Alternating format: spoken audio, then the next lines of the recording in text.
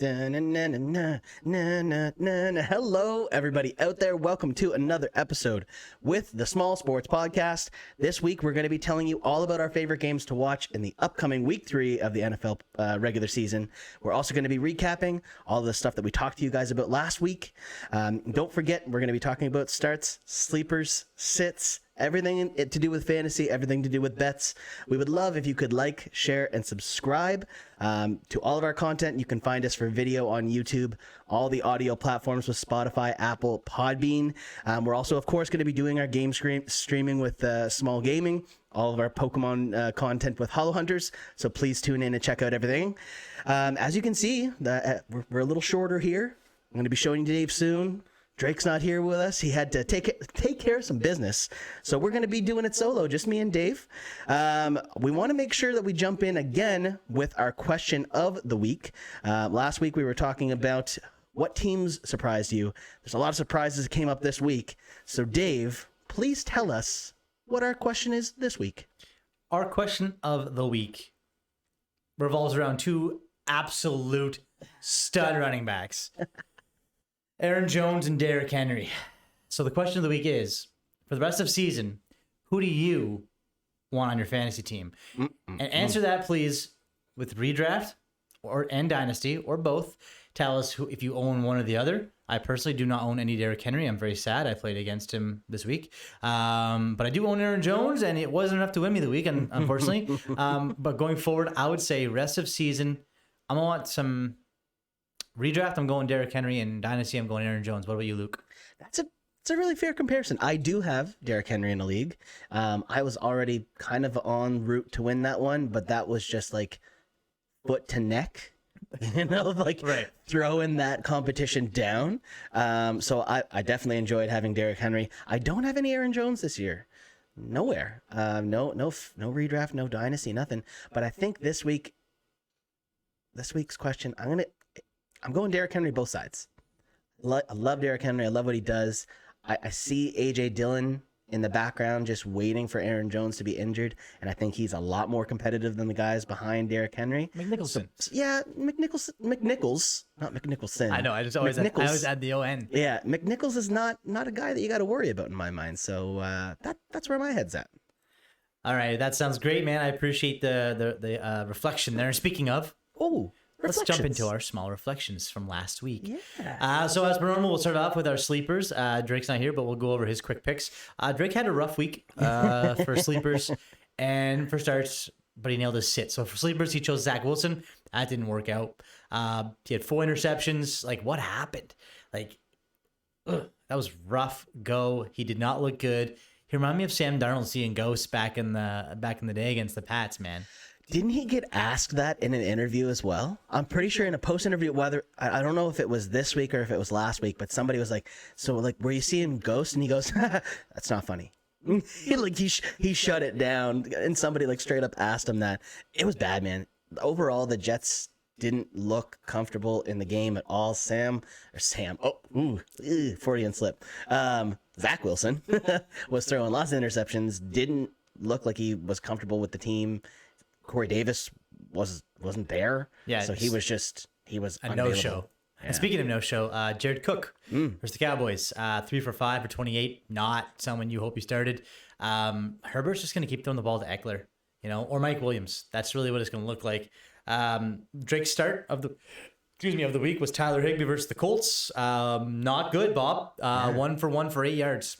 Enough said with that one. Stafford's not using his tight ends because their name is not Cooper Kupp. But he did nail sitting Hunter Henry. He only had 5 fantasy points. So technically it was a good call to not play him that week, even if it was against the Jets. That didn't look so great. So we'll move on to a couple more options that we did a little better on. Yeah. So it worked out fairly well for me. I'd say I had a mediocre week on the calls. My sleepers was Tanyan. That worked out pretty well. He ended up tight end 5. He was 3 of 3, 52 yards, had a touchdown. The Packers were all systems go. Everyone was kind of putting in their 2 cents. Tanyan ended up being a good call for the week. My next was Van Jefferson. That was kind of a whiff, like we said. Anybody who's not Cooper Kupp was not important this week. 38% of the target share from Matt Stafford goes to Cooper Kupp both weeks. 2 weeks in a row. That's bonkers.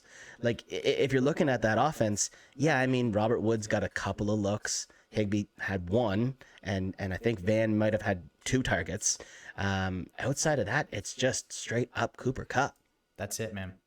He had 1 for 3, 14 yards. 1 for 3. Yeah, not ideal. When it came down to starters, again, it looked like everything panned out pretty well there. Eckler versus the Cowboys had a great game. 9 rushes for 54 yards, 9 of 9 for receptions and 61 yards.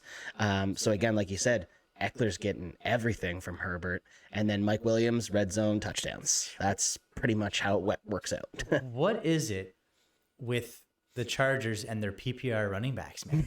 Yeah, always, it's just man. nonstop. It was Rivers. Rivers love checking it down. Yeah. And I mean, I don't know. I don't see Herbert like Herbert's not scared to chuck it, sling it, but maybe just where he just knows that Eckler is a goddamn athlete. Yeah. He's just like, yeah, I'm gonna give this ball to him. 9 catches, man. 9. PPR. If you don't own Eckler, go get him. Yeah, absolutely. And then the next start there as well was Stafford. QB 13 on the week, middle of the pack. Not bad, not good. You'd probably be able to go into the waiver wire. You could have picked up Teddy B. You could have picked up Daniel Jones or Heineke. All of them had better games fantasy-wise than Stafford. But again, obviously nobody's getting rid of Stafford. He's going to have a phenomenal year. This is going to be his victory lap. He's going to be proving his point. But when it came down to the start for the week, it was okay. Sitz kind of nailed that one with the James Robinson pick. He was RB 33 on the week. Gross. Basically, just don't own a Jag unless it's Marvin Jones.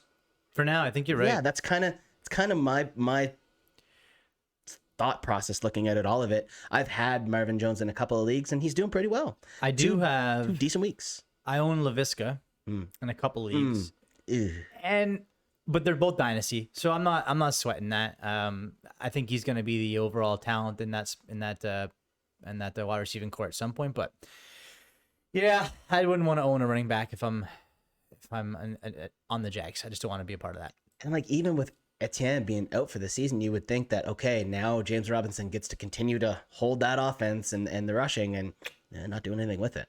The next sit was Darnold. And again, he was just kind of mediocre across the week. He was QB 16, 7 rushing yards, was 26 of 38, 305 yards, 2 touchdowns. Decent stat line. Not bad. Yeah, decent stat line. But again, you probably could have found QBs on the waiver wire better. Other side of it, though, Darnold and the Panthers are doing well. You probably want to hang on to Sam and see how he does throughout the rest of the season because, I mean, they've got some pretty good matchups coming up in the next little while. So maybe he's going to be someone you want to see. It never hurts to own a quarterback who's throwing a ball to CMC. True. Speaking of running backs who catch the ball a lot, I slammed my sleeper, J.D. McKissick. He crushed it on Thursday night against the Giants. Is he a must-own in PPR leagues? Yeah, you would have to think so. He's a flex-worthy opponent or flex-worthy start almost every week. He was 4 for 10 yards on the ground. Wow, not wonderful. Yeah, but he had a touchdown. But he was 5 for 6 for 83 yards receiving. Yeah, and Heineke's going to keep leaning on him. I can see that happening.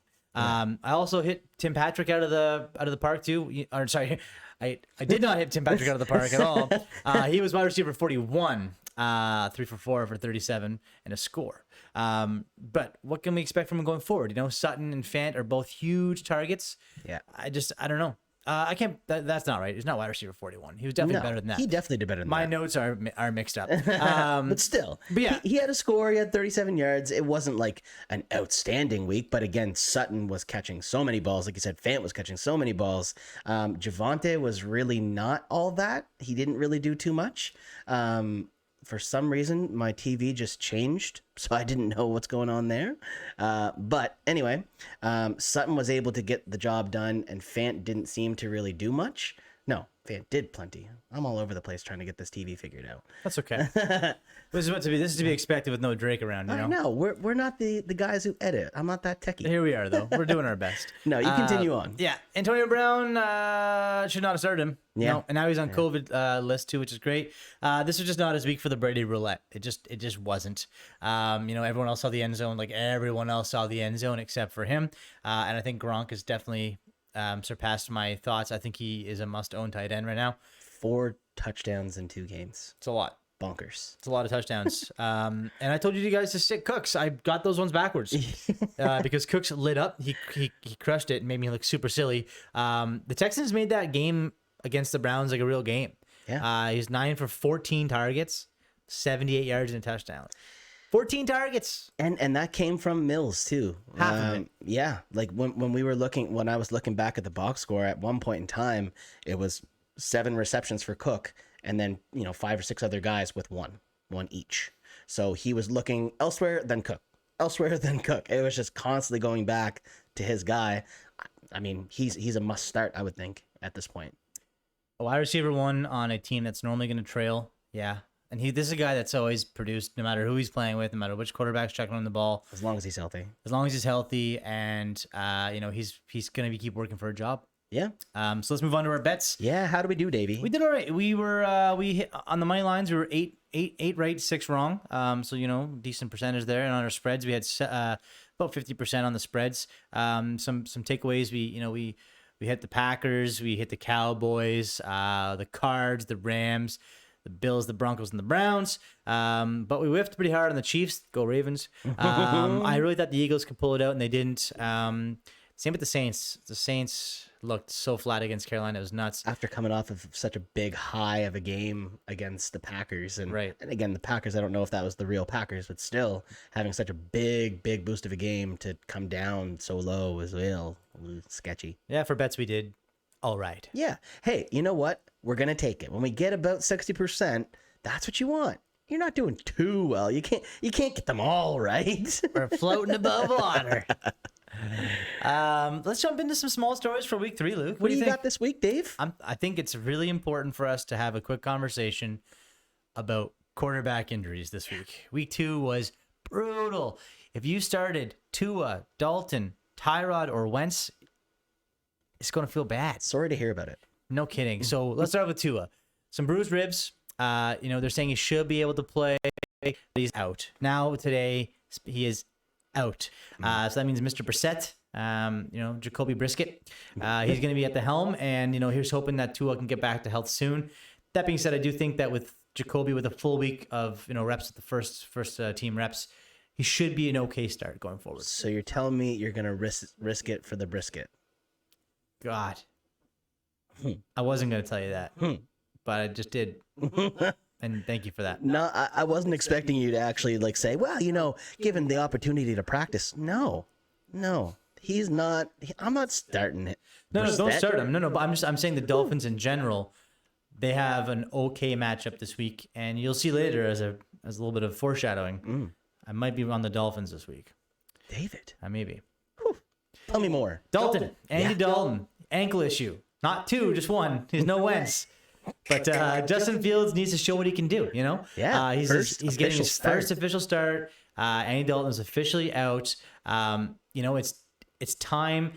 I think was a crazy stat is for the last 8-9 years that Chicago hasn't had a full starting quarterback for the whole year. They've always had a quarterback change throughout the season. It just shows you if that team had a good quarterback, a steady good quarterback, how good they could be. Since 2014, Jay Cutler 7 years, was the only one to play a full season on his own. And the last time that they've had a quarterback play 2 consecutive seasons was when they were only playing 14 games. Disgusting. The Bears are weird on QBs. The Bears are a weird team, but they're so good in every other position. Yeah. The wide receiving core is pretty good. Their defense is great. Running backs are good. Speaking of a guy who runs the ball, Tyrod can't run right now because his hamstring kaput. Much better than getting stabbed with a needle in the lung, though. So it's the Davis Mills show. Now, for how long, we don't know. Cooks is going to take a slight drop, in my opinion, but not by much. You still got to play him, especially in PPR leagues. He is going to be the only target out there, really. And then running backs could see an uptick. They could. They should run the ball some more. Well, being that they had all 3 of them consistently worked throughout both games, again, I would think Mills is probably going to end up checking down and using a safety blanket of a little over-the-top shuffle to one of those running backs. I would think Phillip Lindsay's probably going to be that guy. David Johnson's probably still going to be solid. Mark's going to be running the ball. So I would think that those are probably the only guys. But you can't really start those guys either because you never know who's going to have the game. It's kind of like Brady roulette, but way worse. Yeah, way worse. For fantasy like fortune, it's rough to own one of those guys. As a fantasy or as a football franchise, they're in a good spot. Yeah, that's a good spot to be. You know who's not in a good spot? Tell me. Carson, made of glass Wentz. Oh, you mean no ankles? How did he mess up both his ankles? Like, it's almost impressive that you can bruise both ankles in the same week. Like, dude, come on, you gotta retire. Man. Just pull a luck and retire. Like, come on. So you've got Ellinger and Eason possibly starting. Carson may start. I don't care. The Colts again. The Colts are the same idea. They're a good team. They just had some quarterback issues the last few years. Come on back, Andrew. Come on, Mr. Luck. Yeah. Colts need you, man. That would be so dramatic. Yeah, I would love it. Speaking of I'm love, here for it. What teams have you fell in love with this week or last week? Luke, well, Dave, really... my little story this week is going to be based on the expectations that have been exceeded by teams. Obviously, everybody kind of goes in with a predestined thought of how everybody's going to do within this year. And I think there's 3 teams in my mind that really stand out as a big surprise. Arizona Cardinals absolutely is going to be the first one. Again, surprise is maybe not the right word for me because I expected them to be good, but I didn't expect them to be this good. Defense is playing pretty good. Keeping them in games. They're letting more big plays occur than can be sustained, but the offense is just crazy. Kyler Murray is full on lights out, and everybody's producing. Obviously, Hopkins is doing phenomenal, but Christian Kirk's having good games. Edmonds having good games. Rondell Moore, AJ Green, even Max Williams. AJ Green resurrected by the God Murray himself. Well, I mean, if it's going to be anybody. I know, right? Murray looks great. I do own him in a dynasty league, and I'm a happy camper. Yeah. They've been doing really well, and they played competitive teams. I mean, playing against the Titans and the Vikings, a couple of shootout games really turned into great watching football. They got Jacksonville next, and then they're on to the Rams. The Rams will be a good skill testing question. I think Jacksonville, they're just going to run all over. That sounds like spot on, man. 100%. Yeah.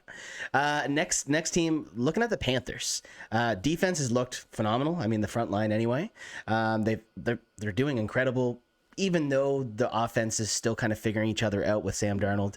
A bunch of middle of the pack guys outside of CMC. Robbie Anderson, DJ Moore, good players on defense well. Too. And on defense too. Yeah. Not a whole lot of crazy household names on defense. Just a bunch of guys doing their jobs. Yeah. And Darnold's managing to, play the ball well. When you have, like you said, when you have CMC, you can't really do too much wrong because he's going to bail you out of pretty much any situation. But then they're up against Houston and Dallas next. I think that's probably going to, again, fare out well for them too. Dallas is going to be a competitive game. Houston, I think they should be able to take advantage of, unfortunately. But it should be enough to that, if they can lift past those teams, they're legit. Yeah, next 2 weeks, Houston and Dallas, start your Panthers. Before you jump into the third team, you said that he's like a get-out-of-jail-free card. It made me immediately think of if there was an NFL Monopoly board, it would just have a picture of McCaffrey as when you pull community chest, and he's just like... The CMC community chest. Yeah. That's unreal. Community Caffrey. Community Caffrey. CMC, Community Caffrey. That's great. That works. That's funny, man. I know. Good for you. I'm glad you came up with that. Thanks, buddy. Last team that's been a surprise to me, and again, exceeding expectations, is the Las Vegas Raiders. You were calling them the Cinderella team. They came out and they've played well. Even with Jacobs out, they seem to, they made it a game against the Steelers and did well there. Are they going to be a real competitive team throughout the whole season? I don't know, but right now they're exceeding expectations. What are your thoughts there, David? Well, when I said the Cinderella team, what I meant was I think they're going to turn back into a pumpkin. Oh, okay. So I think, I mean, don't get me wrong, you take out 2 of the AFC North teams, I can't say the top 2 because Cleveland Browns are just as good these days. Yeah. But you beat the Ravens and then you beat the Steelers. Good games too. Yeah. Competitive. Carr looks very, very good, even though he really has one guy that he's throwing the ball to, and teams just haven't stopped that really. But when you put 3 guys on Waller, guys like Edwards and guys like Ruggs and Renfro, they're going to get open. Yeah. It's just how it goes. And Jacobs hasn't been healthy yet, so who knows what they have down the road. They do have a couple of tough teams coming up too. Like their schedule's rough to start off, but if they keep winning, like, good for them. If they keep winning, you got to give them props at that point. I mean, again, like you said, they've gotten through 2 tough teams already. But as it goes, Waller being massively targeted and everything, I think that's kind of be what's going to be his get out of jail free card for Carr. Community Caffrey. Yeah, Community Caffrey. All right, Dave, I think it's time that we jump into small fantasy.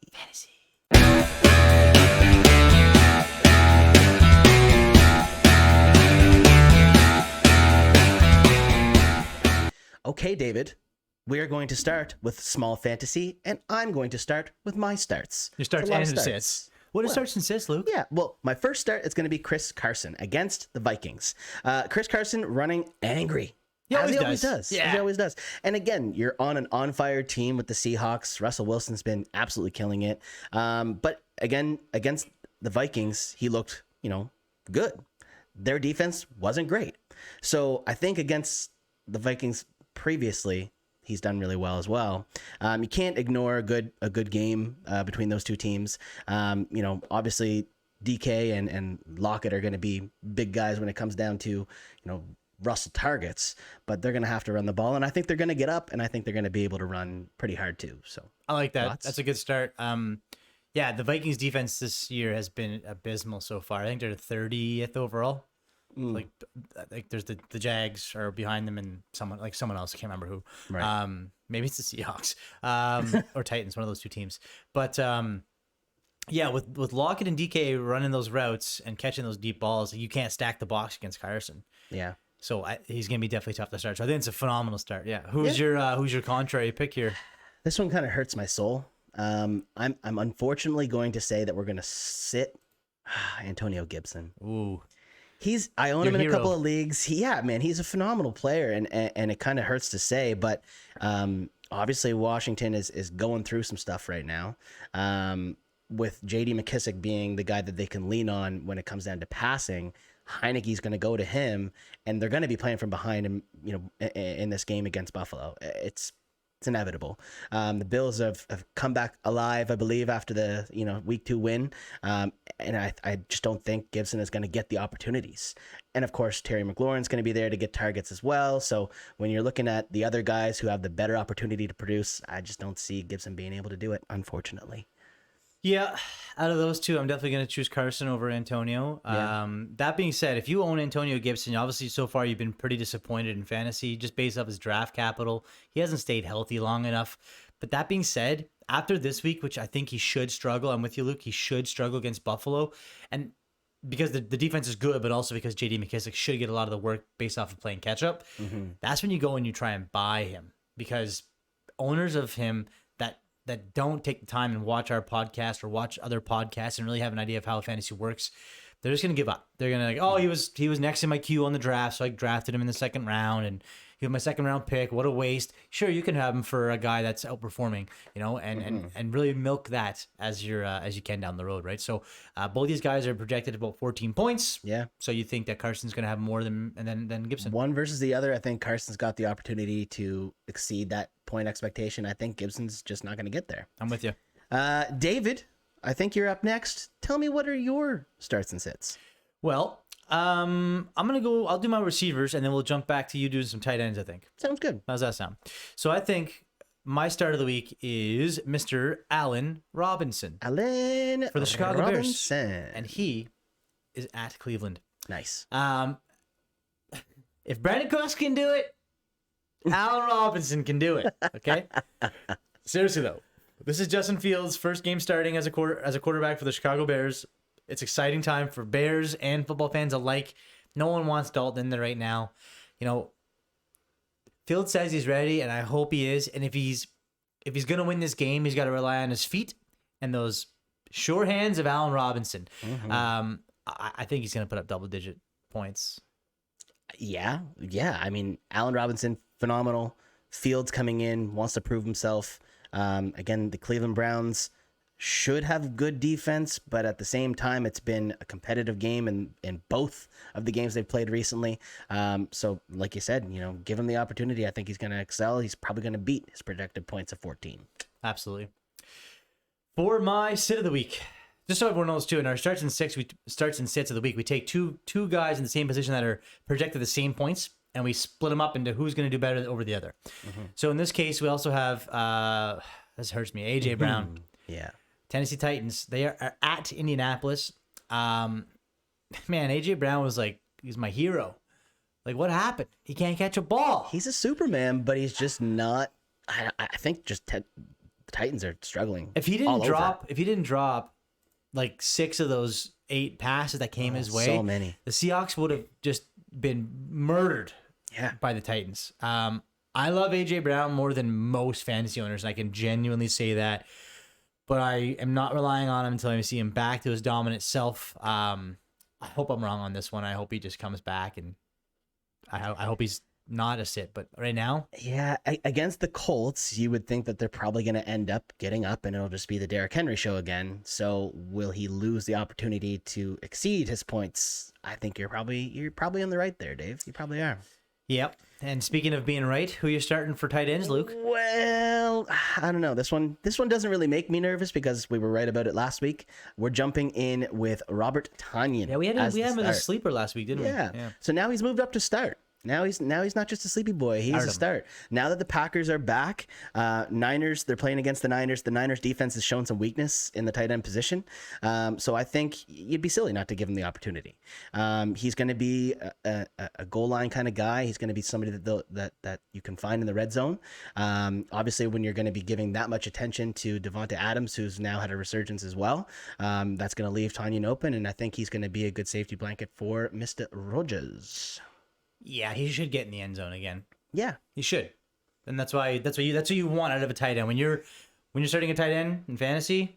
You hope he gets a touchdown. That's really it. I mean, you could have a crazy game like Hawkinson, like just blow up, but you don't need that. You just need a guy to catch 3 balls, one of them being in the end zone, and put up your 15 points. Like it would be great. Because if he's not Travis Kelce, that's what a tight end usually does. Correct. And then next for my sit, I'm sitting Jared Cook. Jared Cook, I've always kind of really enjoyed him as a player. When he was with the Saints, he had more activity. Herbert, like we've already talked about, is using Eckler all over the place and Mike Williams in the end zone. So that's really giving you the idea that Jared Cook's probably just going to get the odd catch here and there. He's not going to be terrible. He's just not going to be great. They're both projected to have 8 points, and I think Tonyan's definitely the guy who's more likely to exceed those points. Jared Cook's problem is his last name isn't Eckler or Williams. Exactly. So in that tight end position, until we start to see Herbert really take a fondness to his tight end position, I just don't see it happening. So I'm with you on that one too. Valid, David. Valid. Stop calling me David. I don't know. It's like 4 times. It's very strange. I'm just being very correct. Yeah. Now, we're on to the general of the offense, the quarterback. Yes, sir.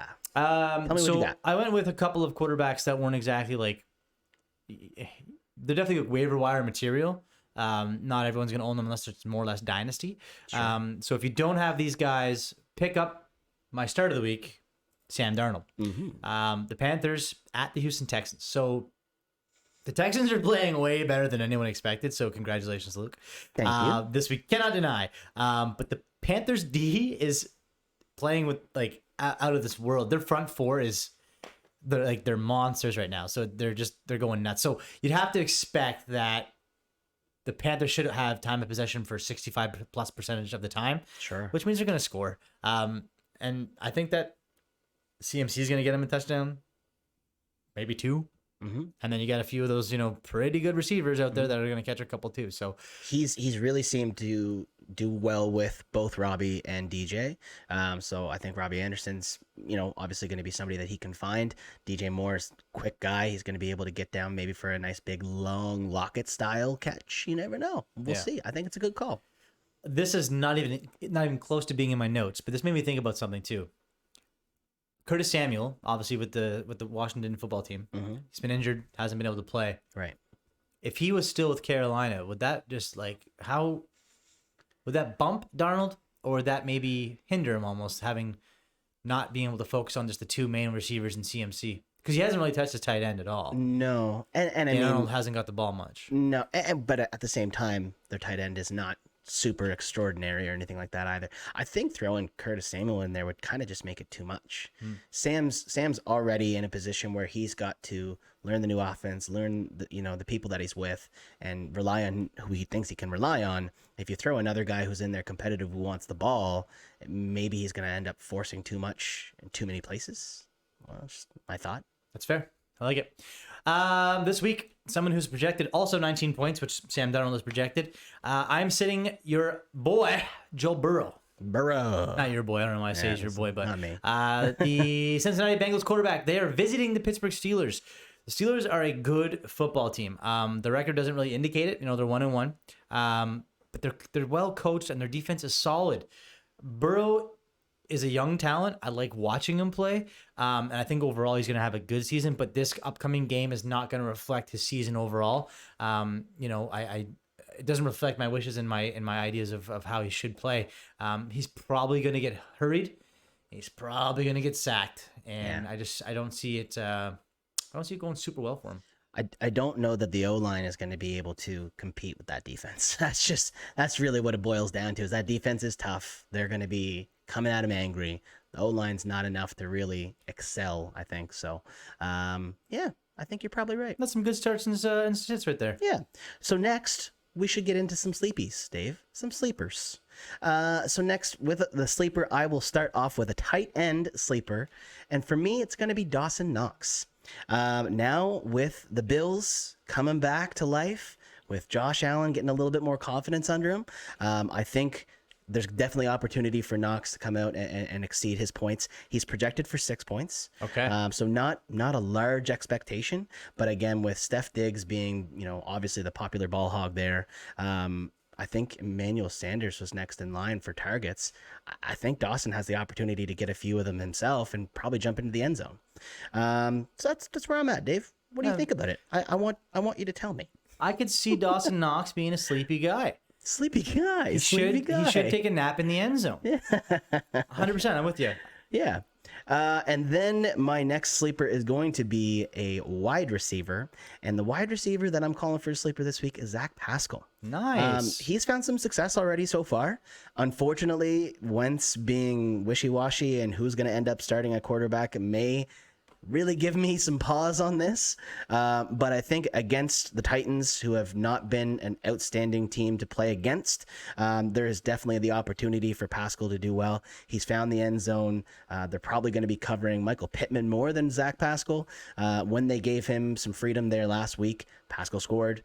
He's scored in both games now. So if you're looking for somebody on the waiver wire, this is a guy that you should probably be able to pick up. And if you do, he also is the possibility to be a decent flex option. Dave, thoughts, please. You know what? He's projected 6 points. Again, you went with a nice low scoring guy. It's kind of what the sleepers are normally about for us here. You've got Pittman. He should be probably double covered. If they let Zack Pascal get open, he's going to catch the ball and he's finding the end zone when he does it. With Paris Campbell out, it's definitely going to see some more targets come his way. Yeah, just more opportunity in general. I see him getting double digits this week. Yeah, nice. Dave, you got some sleepies? Tell me your sleepies, buddy. They call me NyQuil. No, they don't. No, they don't. Stop that. Running back. So I've got running back and quarterback because Luke's obviously got wide receiver, tight end. I'm going to take Mr. Myles Gaskin of the Miami Dolphins. He's playing the Las Vegas Raiders. The Dolphins may win this game. What? Yes, the Raiders look really amazing. Gonna risk it for the brisket? I know the Raiders look amazing. We just talked them up, but hear me out. They're going to go into this overconfident. And like I said before, Brissett is going to have a full week with first-team reps.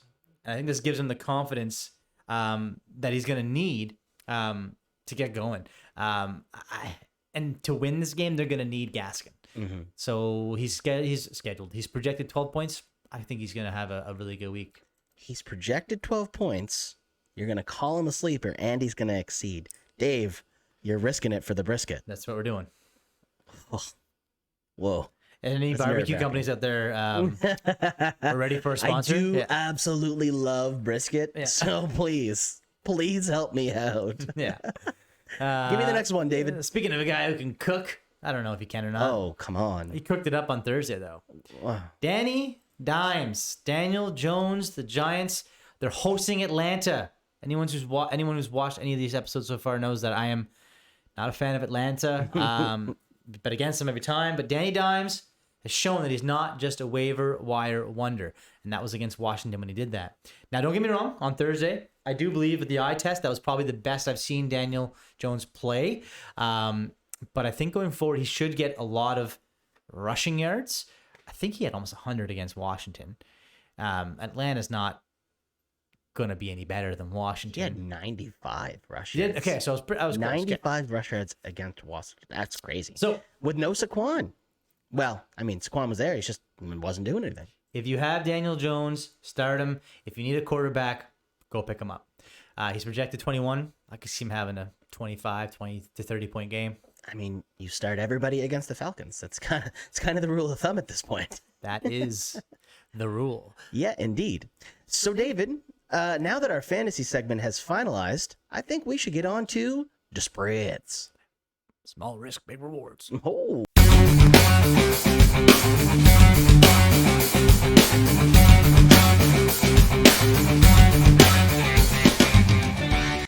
David, it is time for the spreads. I don't like that this episode is going to be labeled David week 3. Yeah, week 3, David at the helm.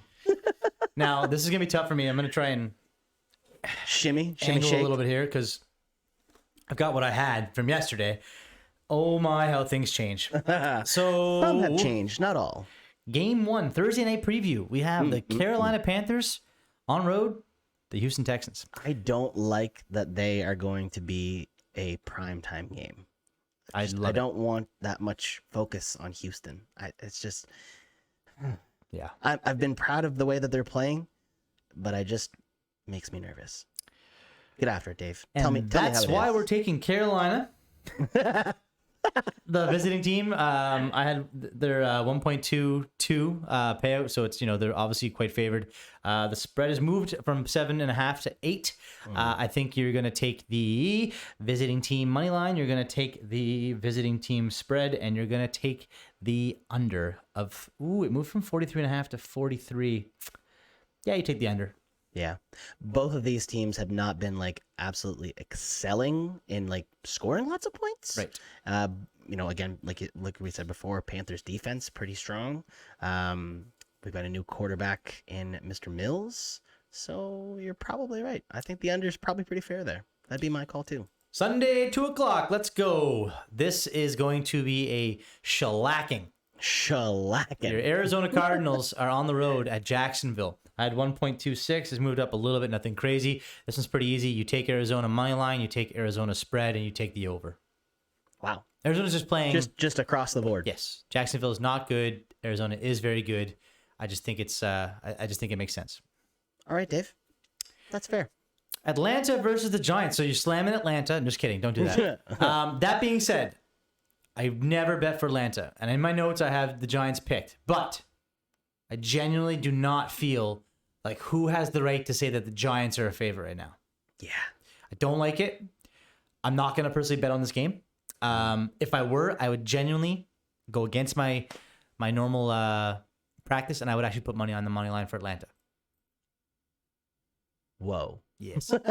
That's bonkers to hear you say. I would have thought that getting into the spread, the +3 is probably pretty fair. It's going to be probably a tight game. Maybe Matt Ryan can actually not be as cold as ice and fire some balls to Mr. Kyle Pitts. Are you taking an over? The over is 47.5, Dave. I don't know. If it's going to go that high. It dropped. It was 48.5 yesterday. I wouldn't go the over. I'd just go the spread. I'd give the Atlanta spread for me. On my notes, I have the under, but I'm switching to the over. Danny Dimes is going to have a game. Risking it for the biscuit. Okay, stop. Yeah. You're overusing it. I'm taking the over, and I'm taking the spread for Atlanta of +3, 100%. Fair enough. Moving on. Tell me more about your favorite game of the week. Dave versus Drake. Yeah. The Ravens go into Detroit. I think hasn't changed at all yet. People are betting the Ravens. So you take the Ravens money line. You take the 7.5. It hasn't changed, and the over went up by 0.5 point. So I think it's Ravens. It's spread Ravens, and I think it's over. You're going over 50? Yeah, that's fair. The Lions defense just don't stop plays. And the Ravens will let and the they've Ravens been let coming them score back. 21. Yeah. They've been coming back in games too. So that's valid. Fair enough. On to the next.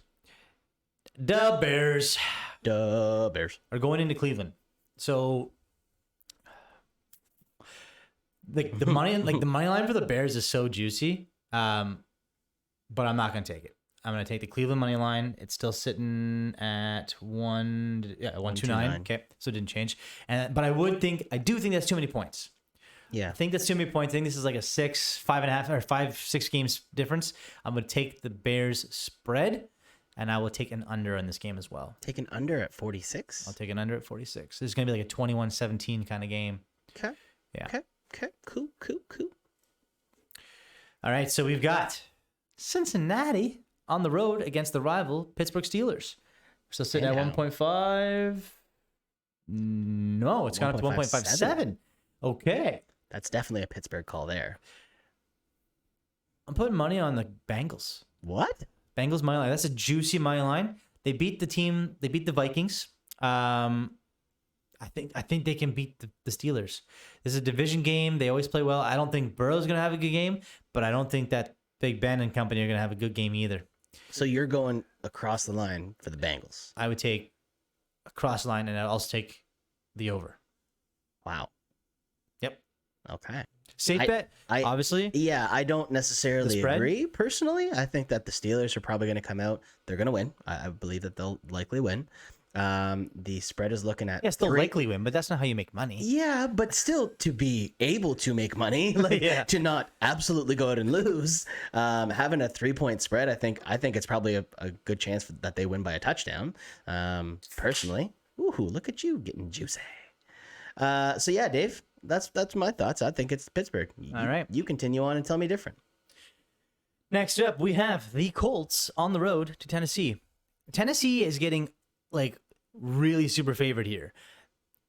I don't know what to think about this. It all depends. I don't care who's at quarterback. The Colts can put up points. Jonathan Taylor is a monster, and the Tennessee Titans haven't done well against the run. But I think you take the Titans money line here. Is it still 136? 137. 137. And I think it's too many points. I think you take the Colts money line. Is it 5 still? Yep. Yeah, beautiful. I should have this in front of me. 5, and I can pull it up in front of me. Look at this. Oh my! The technology, Dave. The technology. But I like the under as well.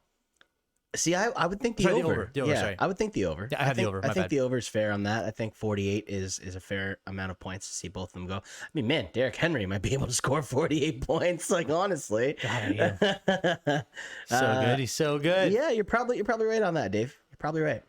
All right. I think this is going to be one of the better games of the week.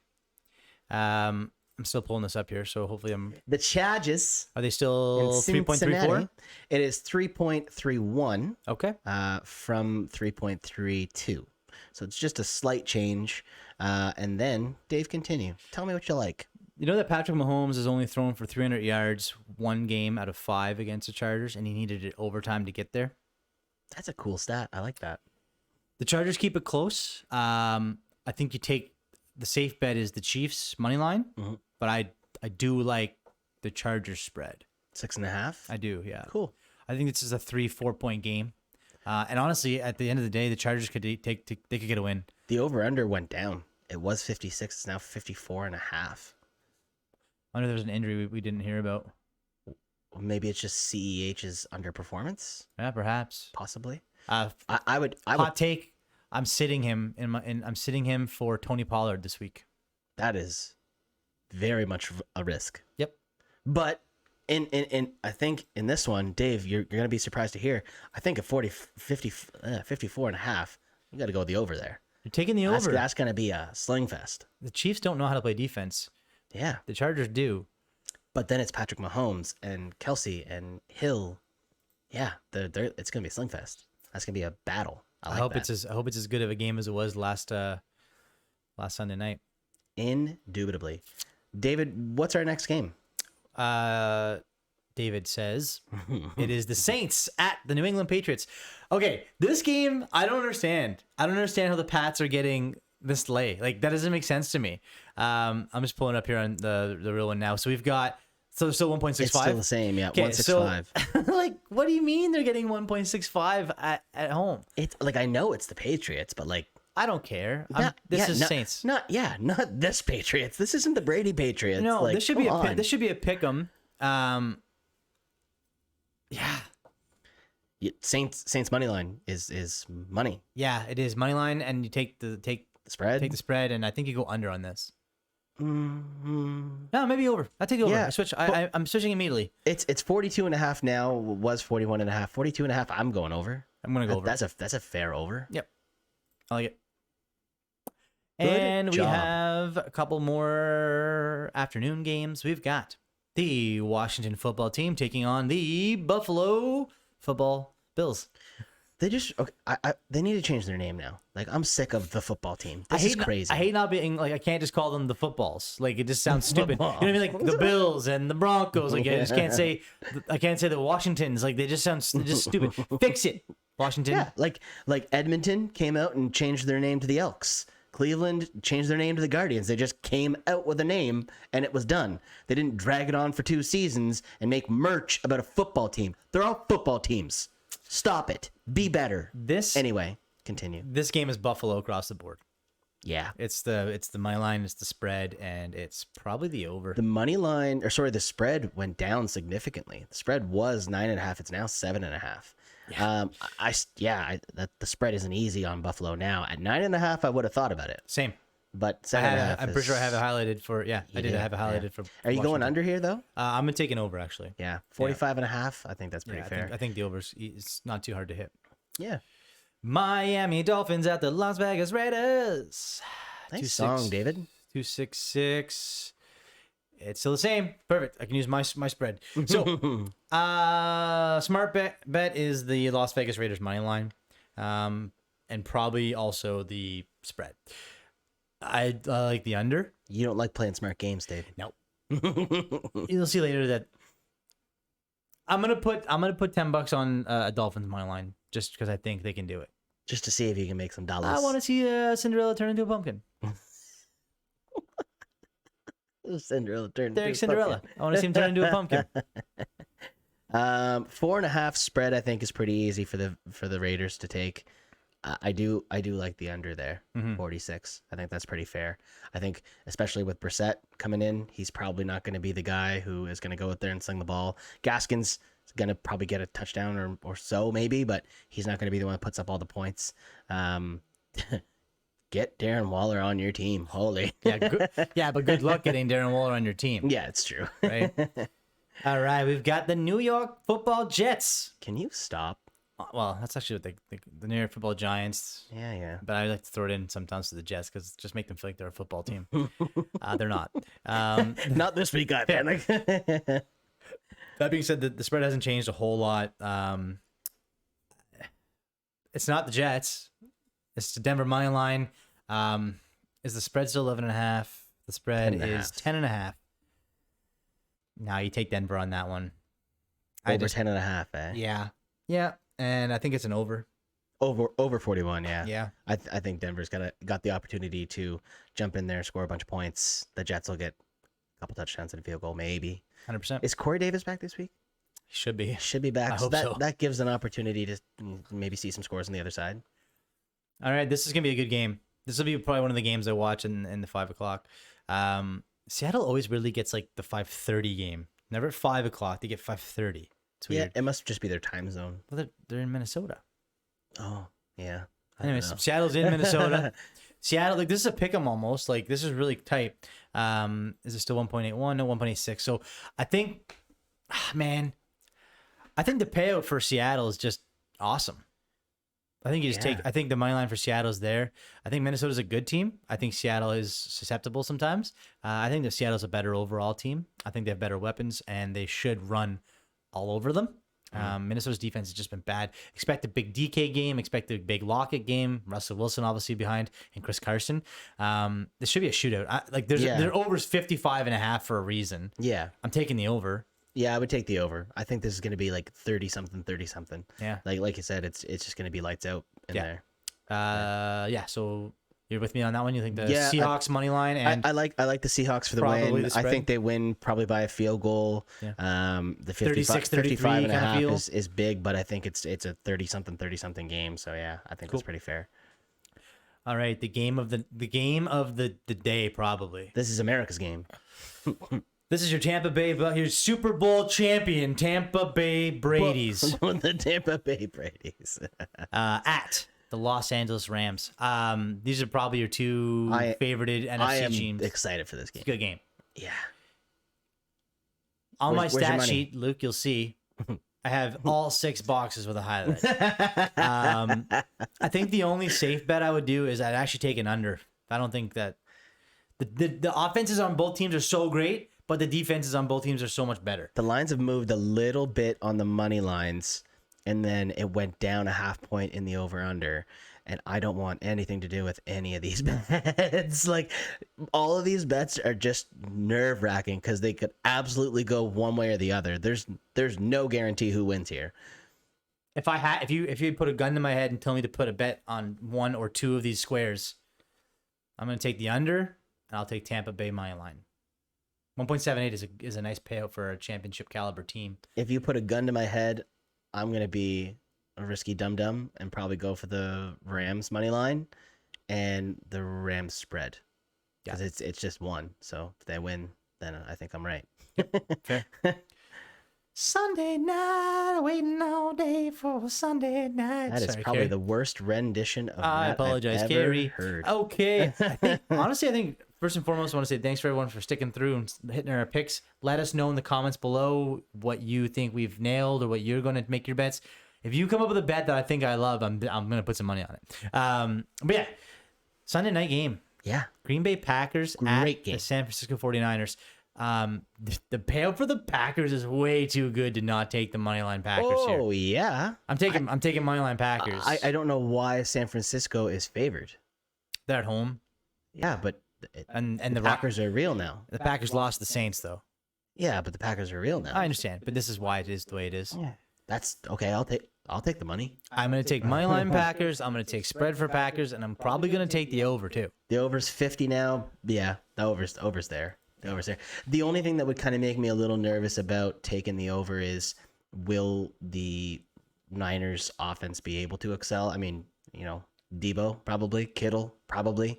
No running backs. What do you mean? They have so many running backs. Yeah, Mitchell's doing well. He's going to play. Mitchell's doing maybe well. he didn't practice. But then it's Cannon. So I don't know. Great. Whatever. Their running backs never matter. Shanahan. That's what you can't count out Shanahan, and that's the reason why the Niners are favored at home. Fair. Our last game of the week is a good one, a game that I love to watch every year that they play each other. Both games, I usually watch both of them. Just makes me think about Cyrus. It's one of my favorite. It's one of my favorite rivalries in football. It's the Philadelphia Eagles at the Dallas Cowboys. Yeah, and I'm taking the Eagles, man. That's legit. It's a good payout. Again, yeah. Based on the money line, it's gone down a little bit for the Eagles. They're now 2.58. Yeah, but still, they were 273. 273. Yeah. So people are really moving on them. Well, because at that point the money's right. Like you have a good opportunity for the Eagles to beat Dallas. Dallas's defense has not been great. Jalen Hurts has been playing lights out. Yeah, Jalen Hurts playing well. Devonta Smith looked good. Mm-hmm. He didn't really do much last week, but Gainwell and Sanders both look awesome. Yeah, that was the resurgence that I think that team needed. Game 1, they didn't seem to do very well, but they did super well. Game 2, so yeah, I'm across the board on Philly too. The money's just right. All the way. I take the over too. Yep. 51.5. It went down a little bit. It was 52. Yeah, I think that's legit because the Cowboys are obviously going to light it up too. So now, my lay it small on the line bet. I did do it today. I did do it today, so they should be up to date. Right on. But you bet $100, you're gonna win $2,281. Ooh. Or if you bet $10, you're gonna make $228, which I think is a pretty safe fair bet. I'm taking the Eagles money line, pays out 258. I'm taking the Packers money line, pays out 245. I'm taking the Seahawks money line, 1.86.